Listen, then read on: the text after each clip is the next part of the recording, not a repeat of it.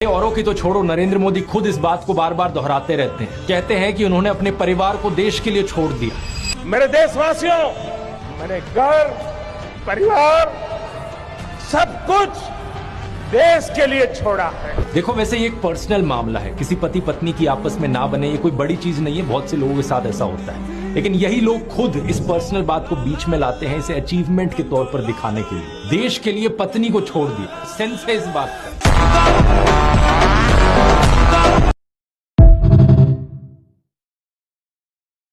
सीधा कहूंगा, कुछ डोनाल्ड ट्रंप जैसे निकम्मे पॉलिटिशियंस हैं जो पूरी धरती के लिए एक बोझ बने हुए हैं। ऐसे पॉलिटिशियंस बार बार अपने फॉलोअर्स का ब्रेन वॉश करते हैं ये कहकर कि क्लाइमेट चेंज जैसी कोई चीज नहीं है, और दूसरी तरफ अपने क्रॉनी कैपिटलिस्ट मित्रों को फायदा पहुंचाने के लिए ऐसी डीप सी माइनिंग जैसी चीजों को प्रमोट करते हैं। नरेंद्र मोदी भी इसी श्रेणी में आते हैं।